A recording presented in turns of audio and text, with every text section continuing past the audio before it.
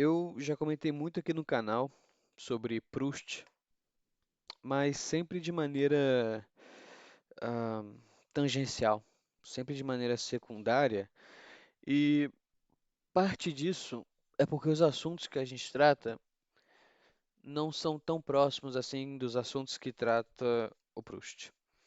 E também porque, embora eu já tenha lido isso aqui tudo, que é a obra principal dele, e esteja relendo, quando possível, é, eu confesso que é difícil. É realmente difícil botar em palavras o Proust. Mas eu acredito que não é exatamente esse bicho de sete cabeças que pensam que é e que por vezes eu mesmo faço parecer que é. Então eu decidi gravar esse vídeo bem pequenininho aqui, eh, lendo para vocês uma pequena passagem, bem curtinha mesmo, que é do primeiro parágrafo, na verdade é o final. Na verdade, é a última frase do primeiro parágrafo do primeiro capítulo da primeira parte do primeiro dos 7 livros da Busca do Tempo Perdido. Então tá bem lá no início, né? De último, né? Só é a última frase do parágrafo. Enfim, eu usei como base duas traduções, mas eu acho que elas se ateram demais ao, ao que o Proust, assim, as palavras exatas que o Proust escreve. E eu acredito que eles não conseguiram passar não vou conseguir passar para o leitor contemporâneo a, como pode dizer, a força da frase proustiana. É claro que, se a gente for olhar o vocabulário, né, o léxico que eles estão usando, ele é suficientemente próximo do nosso e daquele tempo. Mas ainda assim eu acho que não fica tão forte o suficiente. São traduções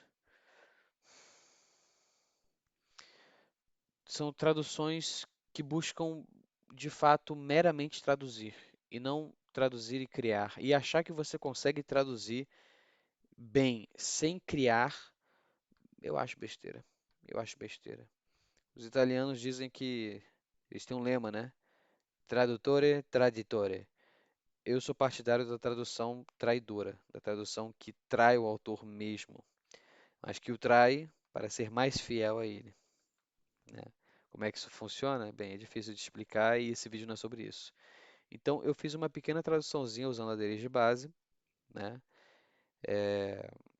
Porém com levíssimas modificações que não mudam o sentido e também não mudam a extensão e o fluxo da frase proustiana, né? Que é algo que grandes fãs de Proust, e eu incluso, né? A gente gosta muito, se atém muito, né? Eu vou ler essa frase aqui para vocês. É uma frase mesmo, tá? Ela é longuinha, mas é uma frase mesmo. Eu vou ler para vocês e eu vou comentar um pouquinho isso aqui, né? Vamos lá então. Eu me perguntava que horas eram. Ouvia o apitar dos trens que, mais ou menos afastado, como o canto de um pássaro na floresta, revelava-me as distâncias e descrevia-me a extensão da campina deserta, onde o viajante se apressa em direção à estação mais próxima. E aquele pequeno caminho que percorre ficará gravado em sua lembrança, por conta do entusiasmo de ter conhecido novos lugares e de ter praticado atos que não lhe eram familiares, pela conversa recente e pelas despedidas sob a lâmpada estrangeira que o seguem ainda no silêncio da noite, e pela doçura do regresso, que logo se aproxima. Então, você pode pensar, para quem nunca leu nenhum livro do Proust ou nenhuma frase dele, né? é, Você pode pensar que talvez esse livro seja sobre um viajante, né? Ou viajantes, mas não, não. Esse é um daqueles vários momentos que ocorrem nessa obra aqui, né? Em todos os 7 livros. É um daqueles vários momentos em que o narrador está meramente falando sobre pessoas hipotéticas. Pessoas hipotéticas que, nas mais das vezes, são mais reais do que hipotéticas. Existem livros como a Odisseia, que eu não vou mostrar aqui porque está ali no armário, eu não sei onde é que ela está eu estou com preguiça de procurar, mas enfim, ela tá por ali, mais ou menos ali em cima, né?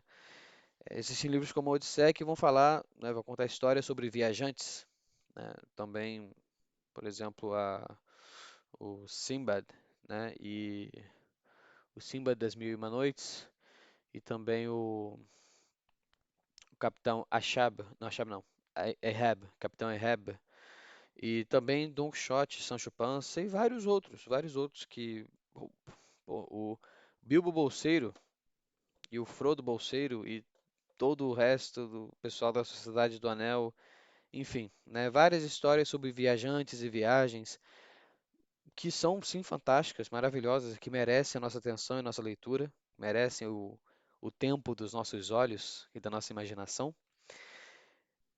mas que, é claro, por serem tão fantásticas e extraordinárias, nos podem nos, como pode dizer, elas acabam se demarcando, se distanciando demais das viagens que nós mesmos fazemos.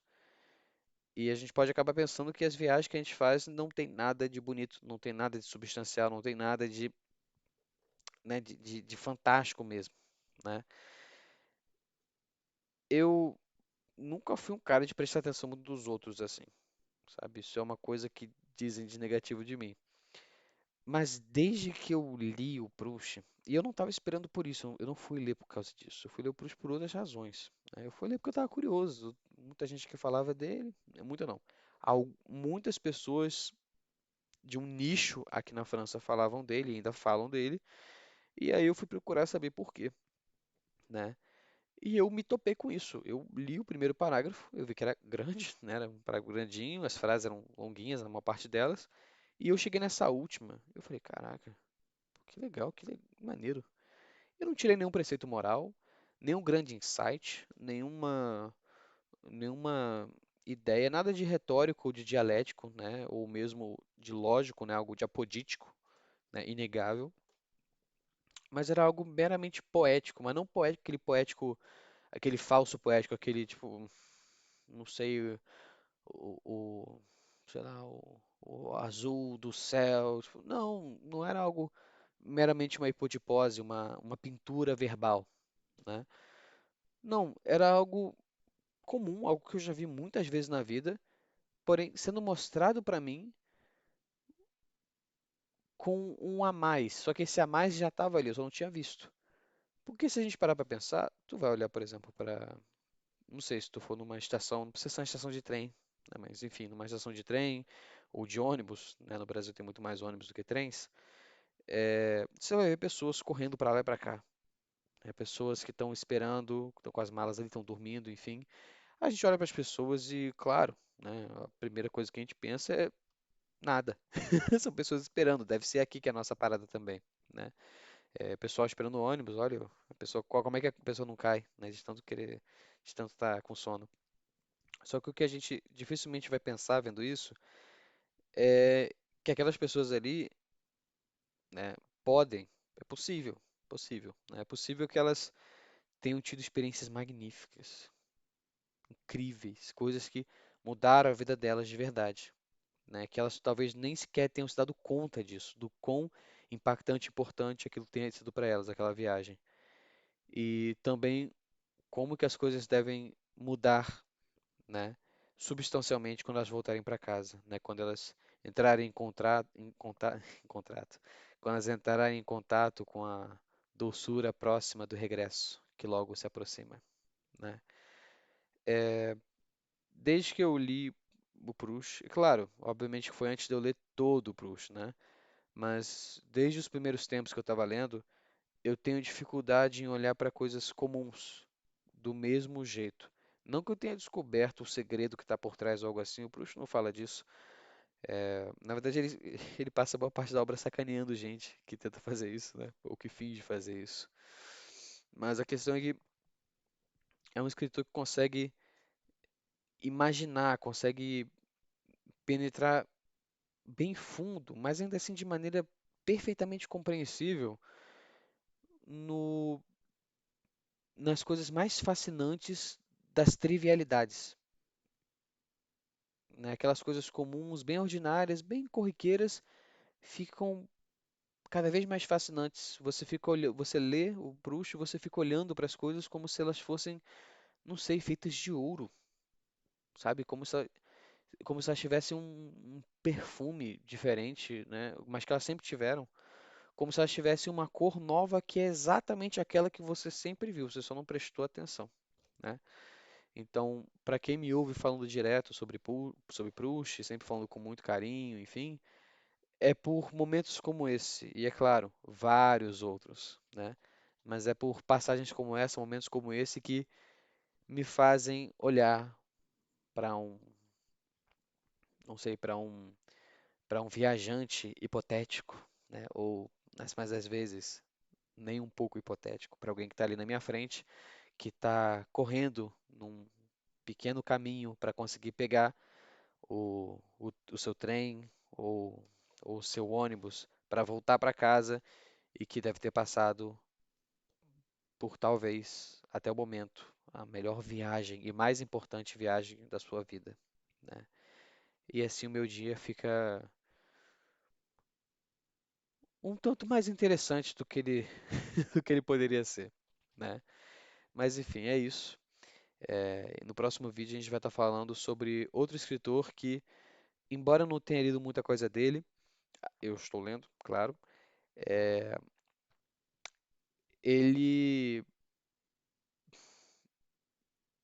ele mudou um pouco, ele mudou, na verdade, uma visão que eu tinha sobre ele que não tem nada a ver com ele, mas ao mesmo tempo tem. Eu sei, ficou estranho e você deve estar curioso, mas eu vou deixar isso pro próximo vídeo. Então, se inscreve aí, dá um like, comenta e espera até amanhã, né? Espera até amanhã, que aí você vai ver o vídeo e você vai descobrir o que que é. Até mais.